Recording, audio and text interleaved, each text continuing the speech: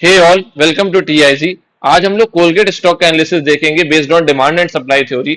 जिन लोगों को ये पता नहीं कि डिमांड एंड सप्लाई थ्योरी क्या होती है, या पहली बार इस वीडियो को देख रहे हैं, मतलब जो मैं सीरीज बनाता हूँ निफ्टी और बाकी स्टॉक्स की, उस वीडियो को पहली बार देख रहे हैं, बिल्कुल अवेयर नहीं है डिमांड और सप्लाई थ्योरी से, तो उनके लिए मैं एक डिस्क्रिप्शन बॉक्स में वीडियो डाल दूंगा, how to trade demand zone से सप्लाई जोन। उस वीडियो को अगर आप देखोगे, उसके बाद स्टॉक्स के एनालिसिस को देखोगे या इंडेक्स के एनालिसिस को देखोगे, तो आपको चीजें क्लियर होंगी कि डिमांड एंड सप्लाई थ्योरी क्या है, कैसे काम करती है। बेसिकली इंस्टीट्यूशंस की थ्योरी है। यहां पर हम बैलेंस और इम्बैलेंस के बीच में जोन्स को आइडेंटिफाई करने की कोशिश करते हैं कि कहां से पॉसिबल रिवर्सल आ सकता है, नीचे की तरफ या ऊपर की तरफ। ऑन अ ब्रीफ नोट मैं थोड़ा समझा देता हूं।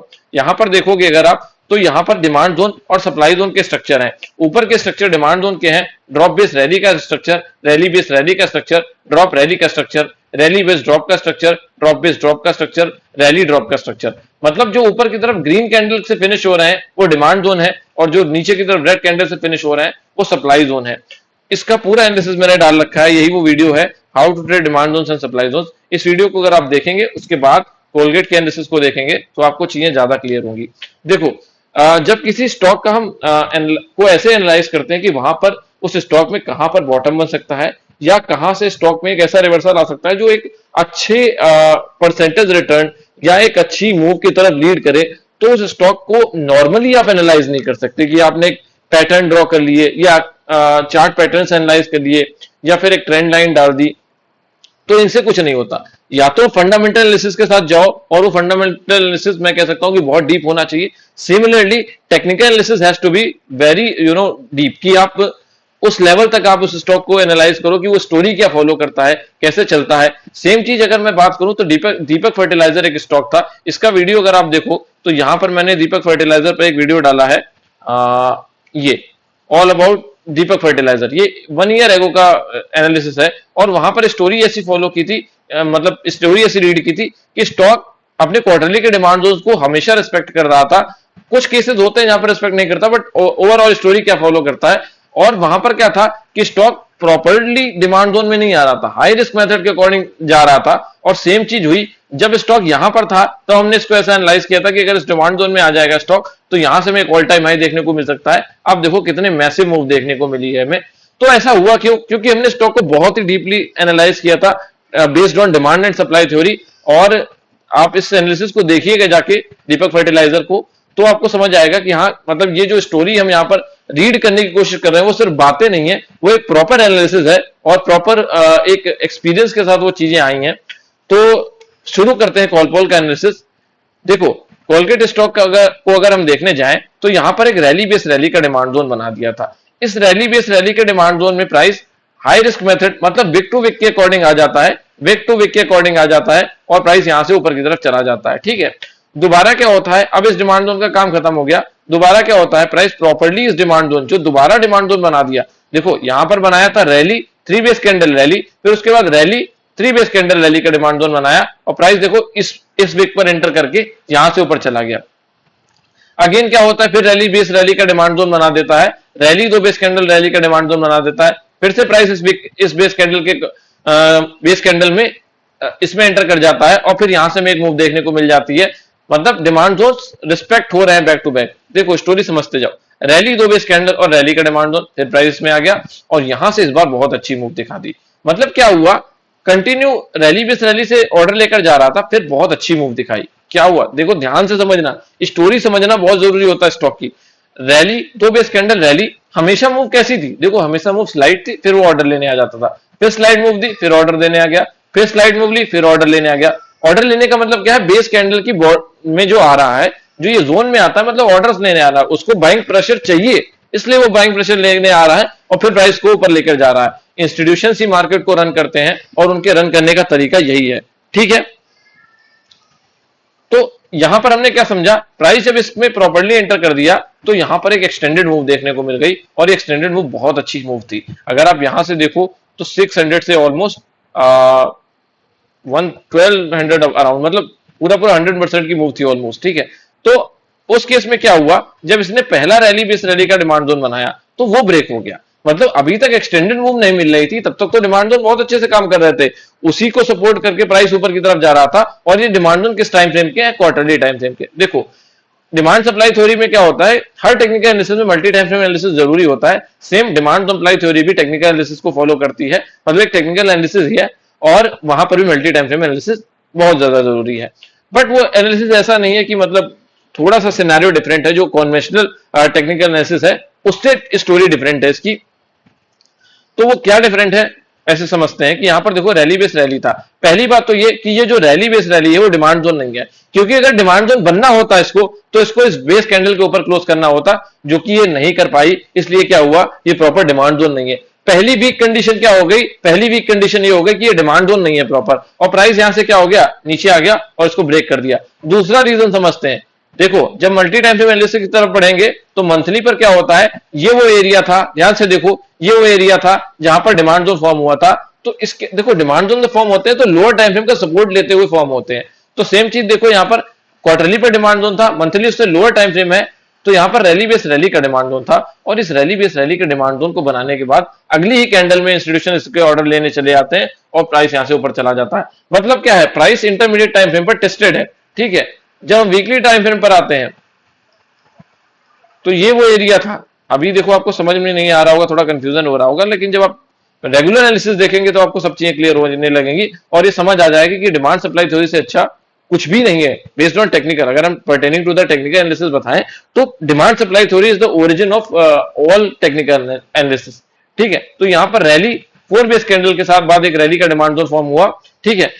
तो इसको वीकली टाइम फ्रेम पर भी लेके चला गया, मतलब lower time frame, intermediate time frame और हायर टाइम फ्रेम पर ऐसा कुछ था नहीं। हायर टाइम फ्रेम पर तो डिमांड जोन दिख रहा था, लेकिन lower time frame, intermediate time frame पर क्या था, टेस्टेड था और प्रॉपर डिमांड जोन भी नहीं था। तो जब प्राइस यहां से सब कुछ लेके चला गया, यहां से रैली बेस रैली बनाया, यहां से ऊपर लेके चला गया, ड्रॉप बेस बेस रैली बनाया, यहां से लेके चला गया, तो जब वापस जो सेलिंग आएगी उसको रोकेगा कौन? बाइंग इंस्टीट्यूशन के ऑर्डर तो एग्जॉस्ट हो चुके हैं, तो उसको रोकेगा कौन? इसलिए क्या हुआ, प्राइस ने इस डिमांड जोन को ब्रेक कर दिया। अगर नीचे की तरफ बात करें तो यहां पर क्या है, मंथली का एक डिमांड जोन था। अब अगर ये रिवर्सल आया तो कहां से आया, ये रिवर्सल आया तो कहां से आया, तो ये रिवर्सल आया मंथली के डिमांड जोन से, इस वाले डिमांड जोन से। इस मंथली के डिमांड जोन में प्राइस एंटर करता है और यहां से हमें मूव देखने को मिल जाती है।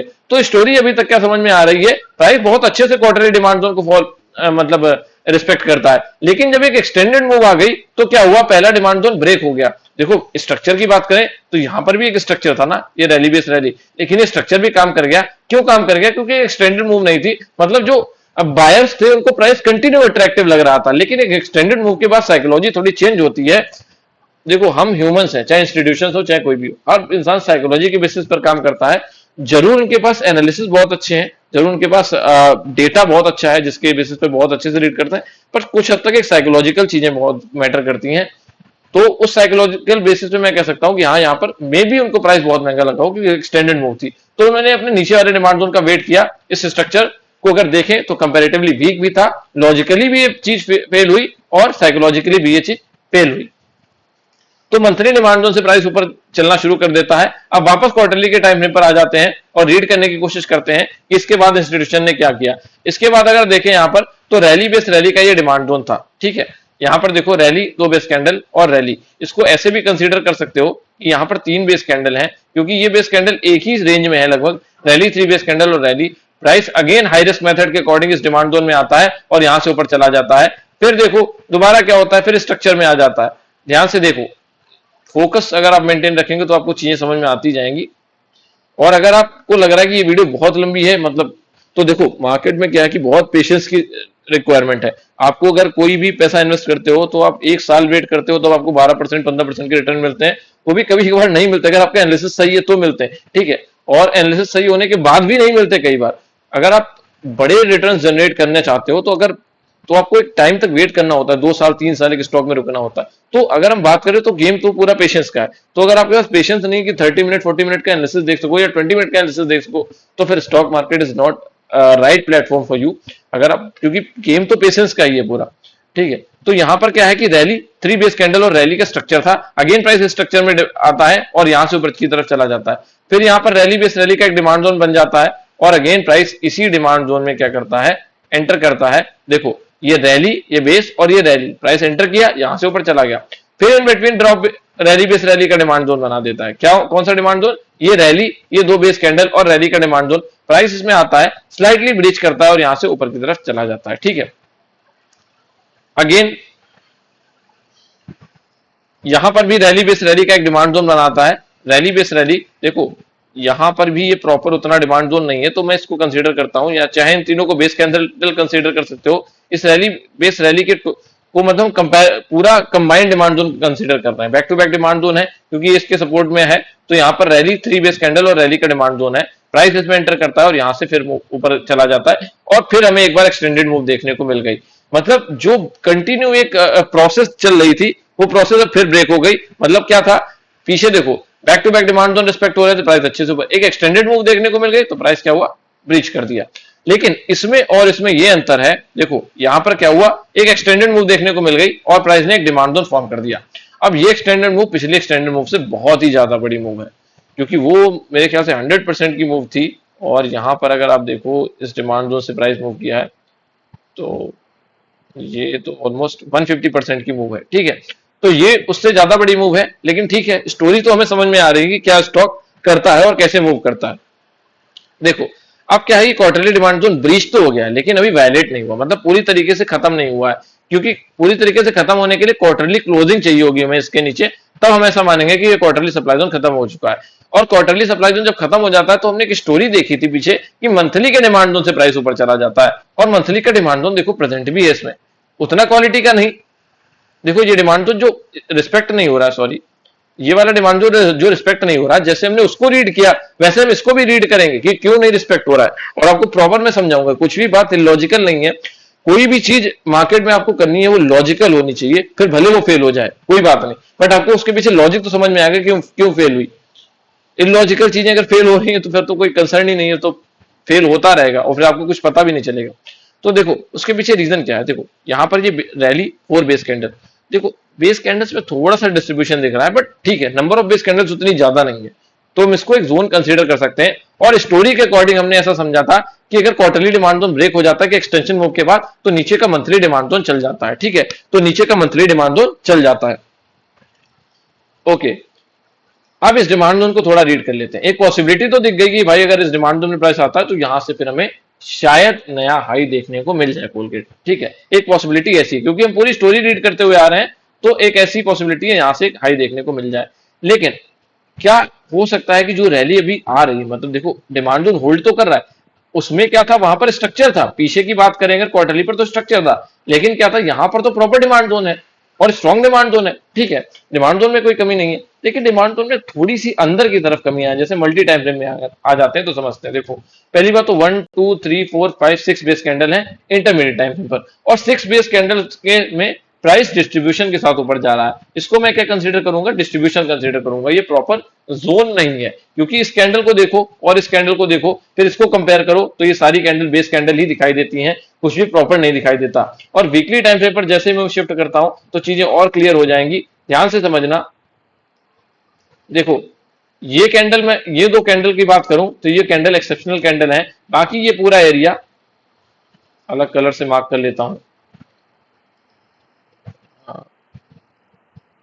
लेट्स से ब्लैक कलर ले लेते हैं। तो ये जो एरिया पूरा है ये बेसिंग एरिया है। ठीक है, इस कैंडल को भी इंक्लूड कर लेते हैं, ये जो कैंडल है, ये दोनों कैंडल केवल एक्सेप्शनल है। ठीक है, ये एरिया बेसिंग एरिया, ये पूरा एरिया बेसिंग एरिया। ठीक है, उसके बाद समझने जाओ, ये एरिया बेसिंग एरिया है, क्योंकि रैली के बाद क्या हुआ, ये बेस के साथ सेलिंग आई है। उसके बाद समझने जाओ तो ये पूरा एरिया भी बेसिंग एरिया। क्यों, एक कैंडल यहां पर एक्सेप्शनल है, लेकिन मैं जैसा हमेशा कहता हूं गेहूं के साथ गुण पिसता है, तो ये जो रैली है इसका कोई काम नहीं है, ये सारा बेस है, ये भी बेस है, ये भी बेस, ये भी बेस, ये दो कैंडल एक्सेप्शनल कैंडल है। और अगर बात करूं मैं तो यहां पर भी एक कैंडल, ये वाली एक्सेप्शनल कैंडल मिल जाती है, एक ये कैंडल एक्सेप्शनल मिल जाती है, बाकी सब कुछ बेस है। तो ये कैंडल मिलकर एक जोन नहीं बनाती, यहां पर एक इंबैलेंस था। देखो अब मैं मिटा देता हूं सब कुछ, क्योंकि इतना तो क्लैरिटी समझ में आ गई कि कहां पर बेस कैंडल्स हैं। ठीक है, तो सब कुछ बेस हमने चेक कर लिया, यहां पर एक इंबैलेंस था और यहां पर एक कैसे कोई कंसीडर कर सकता था कि इसको ड्रॉप कंसीडर कर ले, इसको बेस कंसीडर कर ले और फिर इसको रैली कंसीडर कर ले। तो यहां पर देखो, यहां से हमें एक जोन में रिएक्शन देखने को भी मिल गया। ठीक है, और प्राइस ऑलमोस्ट क्या था, यहाँ पर देखो ये आया और यहाँ से ऊपर की तरफ चला गया, फिर ड्रॉप बेस ड्रॉप का सप्लाई जोन जो था वहां से प्राइस टेस्ट होकर नीचे आ गया। मतलब प्राइस यहाँ से ऊपर की तरफ तो चला गया था, लेकिन मैं कह सकता हूं कि जो एनालिसिस हमने किया उसमें सब कुछ बेसिक था, इतना कुछ भी स्ट्रांग नहीं था कि प्राइस में हम कंसीडर करने की भाई यहाँ पर बॉटम बन जाएगा। ठीक है, तो ड्रॉप बेस ड्रॉप में प्राइस क्या हुआ, टकराया, यहाँ से नीचे की तरफ आ गया। क्योंकि सप्लाई जोन से प्राइस नीचे आ रहा था तो ये जो लो क्वालिटी का स्ट्रक्चर था वो उसको होल्ड नहीं कर पाया, क्योंकि जब प्राइस ऊपर गया तो एक अच्छे इम्बैलेंस के साथ नहीं किया, रिवर्सल हुआ, फिर डिस्ट्रीब्यूशन के साथ ऊपर गया, और फिर हमें इस कैंडल में भी डाउट है कि ये प्रॉपर लेगिंग कैंडल है कि नहीं है। क्योंकि जब कोई जोन होता है तो लेगिंग बेस लेगआउट तीनों जो स्ट्रक्चर है, जो तीनों उसके कंपोनेंट है, वो जरूरत होते हैं हमें कोई जोन बनने के लिए। तो ये एरिया तो हमने देख लिया, और इसीलिए क्या हुआ, ड्रास्टिकली एरिया खत्म किया। केवल ये जो एक एरिया था जहां पर एक डाउट था कि डिमांड जोन है, उस एरिया ने लगभग 3 मंथ के लिए प्राइस को होल्ड किया, नवंबर दिसंबर जनवरी फरवरी ऑलमोस्ट 4 मंथ के लिए होल्ड किया। बट एक प्राइस सप्लाई जोन से आ रहा था तो फिर यहाँ पर कुछ भी इतना अच्छा रिएक्शन देखने को नहीं मिला जो प्राइस को एक अच्छे हाई की तरफ लीड करे, अच्छे रिटर्न की तरफ लीड करे। प्राइस ने सप्लाई जोन को, डिमांड जोन को ब्रेक कर दिया और प्राइस यहां से नीचे की तरफ आ गया। ठीक है, अभी समझने जाते हैं कि अब कोलगेट स्टॉक में क्या पॉसिबिलिटी है। देखो इतना सब कुछ एनालिसिस करने के बाद अब हम एक कंक्लूजन पे आए हैं। पहला कंक्लूजन क्या है, पहला कंक्लूजन तो ऐसा है कि जो स्टोरी स्टॉक फॉलो करता है तो ऐसे चांसेस हैं कि हाई रिस्क मेथड के अकॉर्डिंग प्राइस अगर यहां तक आ जाता है तो इस पूरे एरिया में से कहीं से भी कोलगेट ऊपर की तरफ निकल सकता है। मतलब ये एक एरिया ऐसा है कि एक एक्यूमुलेशन जोन दिखता है। ठीक है, ओके, तो जब वीकली डिमांड जोन में आते हैं, मंथली पर तो है, ठीक है, अब इस पूरे एरिया को हम हटा देते हैं, यहां से देखो इसको हटा देते हैं। ठीक है, यहां पर तो एक रैली बेस रैली दिखता है, और इस रैली बेस रैली के कारण ही डिस्ट्रीब्यूशन शुरू हुआ था। ऊपर का एरिया मैं एक बार मिटा देता हूं, तो जो नीचे का जोन है वही देखो, यहां पर ही प्रॉपर जोन है। ठीक है, तो ये एक रैली बेस रैली था। अब अगर यहां पर डिस्ट्रीब्यूशन समझने जाए, ध्यान से देखो, उस पूरे एरिया को हटाकर हम अब इस नजरिए से समझेंगे कि यहां पर डिस्ट्रीब्यूशन कहां पर है। ठीक है, क्योंकि हमें आइडियली हमें क्या निकालना पड़ेगा कि प्राइस में एक जोन है भी कि नहीं, मतलब वहां पर उस एरिया में एक जोन है भी कि नहीं। तो देखो मेरे लिए क्या है, ये एक एक्सेप्शनल कैंडल है, रैली कैंडल, लेकिन ये बाकी जो एरिया है वो सारा बेस के एरिया, बेस का एरिया है, तो ये सब कोई काम का नहीं। ठीक है, ये एक बेस कैंडल है जो एक्सेप्शनल कैंडल बन गई है यहाँ पर, बाकी ये रैली स्ट्रॉन्ग है, ये रैली स्ट्रॉन्ग है, इसको भी मैं अगर रैली कंसिडर कर लूं, ठीक है, यहाँ पर बेस है, तो यहां पर इस रैली बेस रैली से हमें रिएक्शन देखने को मिला। ठीक है, जब इस रैली बेस रैली से प्राइस ऊपर जा रहा था तो अगेन इसने यहां पर एक रैली बेस रैली बना दिया। कौन सा रैली बेस रैली, ये वाला रैली बेस रैली, और ये भी एक रैली बेस रैली, मतलब दो रैली बेस रैली देखने को मिल गए हमें। ठीक है, अब सब कुछ मिटा देते हैं क्योंकि हमने डिस्ट्रीब्यूशन वगैरह सब कुछ चेक कर लिया है। ठीक है, अब मंथली का जो डिमांड जोन है उसको मार्क कर लेते हैं और फिर समझते हैं कि प्राइस में पॉसिबिलिटी कैसी है। जो ये वाला डिमांड जोन है उसको मार्क कर लेते हैं और फिर देखते हैं कि प्राइस में क्या पॉसिबिलिटी है। ये मंथली का डिमांड जोन, ठीक है, अभी प्राइस क्या है, इस ड्रॉप 3 बेस कैंडल ड्रॉप के सप्लाई जोन से आ रहा है, मतलब मंथली के सप्लाई जोन से आ रहा है। कहां से नीचे आ रहा है, मंथली के सप्लाई जोन से नीचे आ रहा है। और इस मंथली के सप्लाई जोन से अगर नीचे आ रहा है तो नीचे की तरफ कोई डिमांड जोन तो बचा नहीं, लेकिन क्वार्टरली का जो हायर टाइम फ्रेम का डिमांड जोन है वो होल्ड कर रहा है, वो अभी भी दिखा रहा है कि मेरी प्रेजेंस है, मैं खत्म नहीं हुआ। तो देखो पॉसिबिलिटी अब दो बनती है, स्टोरी के अकॉर्डिंग क्या पॉसिबिलिटी बनती है, प्राइस इस डिमांड जोन में आ जाए, और जो देखो इसका एनालिसिस मैंने ट्विटर पर भी डाला था, अगर मैं आपको दिखाऊं, यहाँ पर एक एनालिसिस डाला था, तो ये दो डिमांड जोन डाले थे। ये डिमांड जोन वीकली के डिमांड जोन थे। पहला ये demand zone tested demand zone है, यहीं से प्राइस अभी ऊपर की तरफ जा रहा है। और बॉल पर वापस आते हैं तो आपको देखने को मिलेगा कि जो वीकली का ये वाला डिमांड जोन था जहां से प्राइस ऊपर जा चुका है वो टेस्टेड डिमांड जोन है। ये वाला एरिया, यहां से प्राइस क्या था, जब एक बड़ा फॉल आया था कोलगेट में तो यहीं से ऊपर चला गया था। ठीक है, और अभी क्या है, ये ड्रॉप बेस रैली का जो स्ट्रक्चर बना है उसको रिस्पेक्ट करने की कोशिश कर रहा है, लेकिन देखो क्या है कि इस मंथली के सप्लाई जोन से प्राइस नीचे आ रहा है। ड्रॉप 3 बेस कैंडल, ये देखो ड्रॉप 1 2 3 बेस कैंडल और ड्रॉप, तो मंथली के सप्लाई जोन से नीचे आ रहा है, तो चांसेस आर वेरी हाई कि मंथली के डिमांड जोन तक आना चाहिए। लेकिन अगर नहीं आया, देखो मार्केट में क्या है कि सब कुछ अनप्रेडिक्टेबल है। दीपक फर्टिलाइजर को मैंने एनालाइज तो कर लिया था कि भाई यहां तक है, लेकिन 100% कुछ भी नहीं था। लकीली जो एनालाइज किया वैसा हो गया, ठीक है, लेकिन एनालिसिस जो है वो लॉजिकल होना चाहिए, और लॉजिकल एनालिसिस था इसीलिए शायद चल गया। ठीक है, लेकिन अगर आप इसकी बात करो तो यहां पर तो हमने लॉजिकली देखा कि ये डिमांड जो चलना चाहिए, लेकिन अगर इन केस नहीं चला, क्योंकि देखो सेलिंग जो है हायर टाइम फ्रेम से आ रही है, वीकली का सप्लाई जोन भी इमीडिएट फॉर्म कर दिया है, और उतना क्वालिटी का नहीं है लेकिन ड्रॉप बेस ड्रॉप है, और यही अभी होल्ड करने की कोशिश कर रहा है। अगर सेलिंग कंटिन्यू होती है तो जो मैंने ट्विटर पर हैंडल पर जो डिमांड जोन बताए हैं पहला डिमांड जोन ये वाला डिमांड जोन है और दूसरा डिमांड जोन ये वाला डिमांड जोन है। अगर आप इसको as a merger demand zone consider करो तब भी ठीक है। मतलब ये जो एरिया है यही एरिया होना चाहिए कॉल बॉल में जहां पर एक पॉसिबल बॉटम बने। अगर बॉटम बन चुका है, नोबडी नोज की बॉटम बन चुका है कि नहीं, अगर मतलब चांसेस ऐसे हैं कि अगर नीचे आती है सेलिंग कंटिन्यू होती है तो यहां पर बॉटम बनना चाहिए और यहां से स्टॉक ऊपर जाना चाहिए। एक मतलब पॉसिबिलिटी है ये कि यहां पर एक बॉटम बन सकता है। अगर ऐसा नहीं होता तो फिर क्या, तो फिर ये है कि पहला जो सप्लाई जोन है डीबीडी का उसको खत्म करें। तो फिर इंस्टीट्यूशन ये प्रूव करे हमें कि हम यहां से स्ट्रांग हैं। और उसके प्रूफ करने के लिए क्या होगा, पहला ये सप्लाई जोन खत्म करना होगा और दूसरा ये सप्लाई जोन खत्म करना होगा।